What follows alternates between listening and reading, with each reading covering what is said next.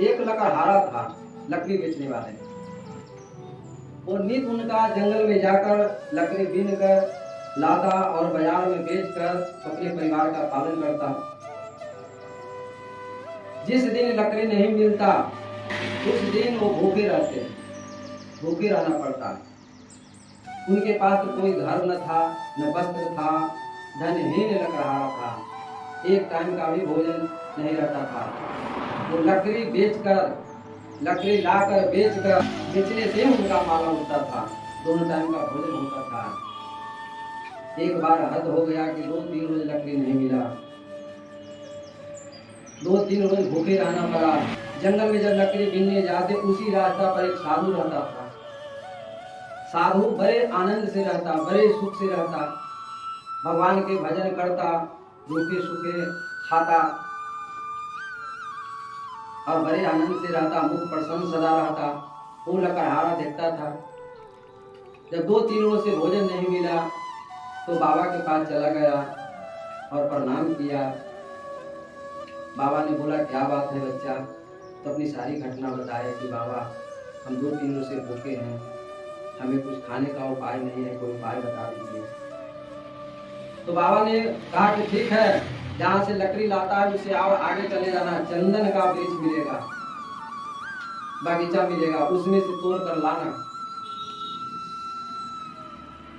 और आगे चला गया और चंदन का लकड़ी लाकर बेचने लगा।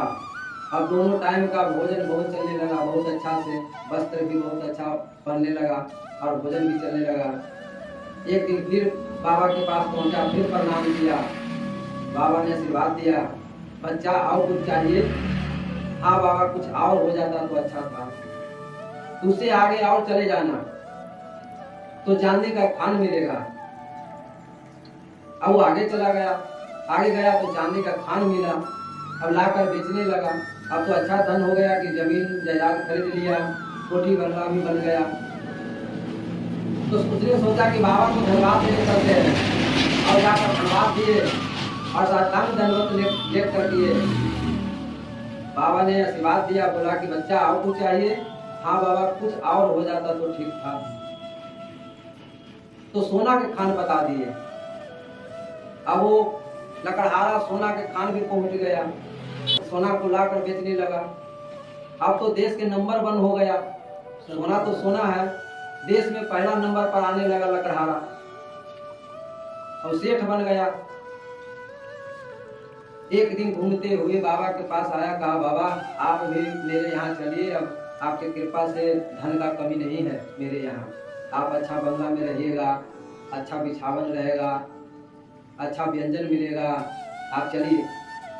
बाबा ने कहा कि तुम्हारा धन से कोई मतलब नहीं है, बस हम भगवान के भजन करते हैं, बड़े आनंद से रहते हैं। बार बार आग्रह किया लेकिन बाबा नहीं गए। बोले कि बच्चा और कुछ जरूरत है तो बताओ, आओ आगे बता देते हैं। बोला कि और कुछ हो जाता तो ठीक ही था। तो बाबा ने हीरा का खान बता दिए। अब वो हीरा लाकर बेचने लगा। अब देश किया, अब तो विदेश में नाम हो गया, विदेश में भी पहला नंबर आने लगा। अब क्या कहे उनको इस बड़े का, कोठी बंगला को क्या कहे, नौकर चाकर को क्या कहे, गाड़ी घोड़ा फैक्ट्री का क्या कहे, हवाई जहाज को क्या कहे, सब कुछ हो गया। अब वो धीरे धीरे वो इतना धन हो गया कि उनके पास हार्ट आ गया, बीपी आ गया, शुगर आ गया, घूमना फिरना बंद हो गया। अब 4 दीवार के अंदर रहने लगे, भय आ गया, धन के कारण भय आ गया। अब तो डॉक्टर के पास जाए, बहुत सा दवा लेकर आए, दवा खाते खाते परेशान हो गए और रात को नींद आता ही नहीं था। एक दिन जिंदगी से उब कर परेशान होकर फिर बाबा के पास पहुंच गए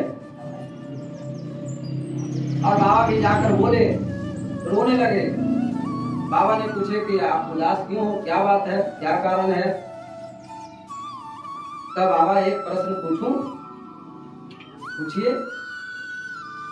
तो आपके पास कुछ भी नहीं है, खाने के लिए भी कुछ नहीं है, बिछावन भी नहीं है, फिर भी आप बड़े सुखपूर्वक रह रहे हैं, बड़े आनंद से रह रहे हैं। क्या बात है, मेरे पास आपका दिया हुआ है, सब कुछ है, कोई चीज का कमी नहीं है। 10-20 तो रक्षक था खड़ा कि कोई मार न दे। मेरे पास कुछ भी नहीं है, लेकिन मैं बहुत दुखी हूँ, पहले से भी ज्यादा हूँ। रात भर बाबा नींद नहीं आता।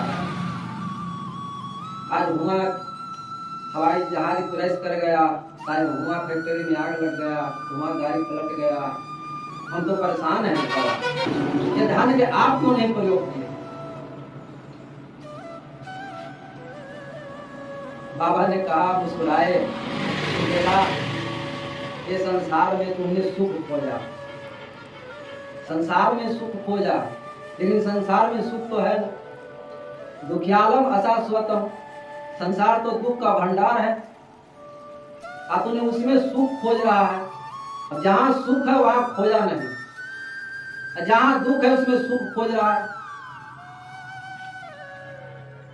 तो वहां मिलने वाला नहीं है। सुख और आनंद तो भगवान में है, उनके बाद सुख के भंडार है, अब तुम खोज रहे हो संसार में।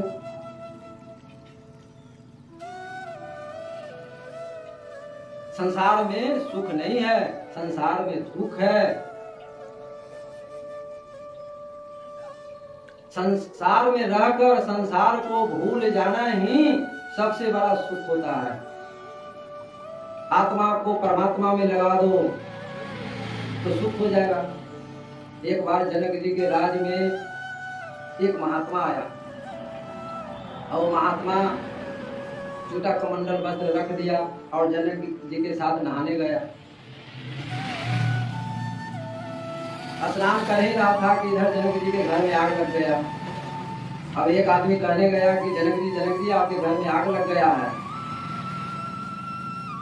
तो बाबा थे ना, स्नान कर रहे थे बाबा, वो झट निकल कर अपने चूटा कमंडल और वस्त्र बचाने गए और जलकर उसी में मर गया। और राजा जनक जी बोले कि अरे जलने दो, वो मेरा क्या जा रहा है, सब तो ठाकुर जी का है, हम जाकर क्या करेंगे, उनका धन है, वो जला दे चाहे रखे। राजा जनक जी नहीं गया। संसार में रहकर संसार से ऊपर उठ जाता है, उसी को सुख प्राप्त होता है। तुलसीदास जी भी रामायण में लिखते हैं कि सुख के यतन किए बहु तेरे, दुख का किया न कोई, तुलसी ये आचर्य है कि अधिक अधिक दुख हो। दुख का यत्न कोई करता है, सुख के सब यत्न करता है, लेकिन दुखी मिलता है। फिर तुलसीदास जी लिखते हैं रामायण में कि श्रुति पुराण सब ग्रंथ कहानी, और रघुपति भक्ति जासु सुत नाही। वेद पुराण शास्त्र सब कह रहे हैं भगवान के भक्ति ही सुख का भंडार है।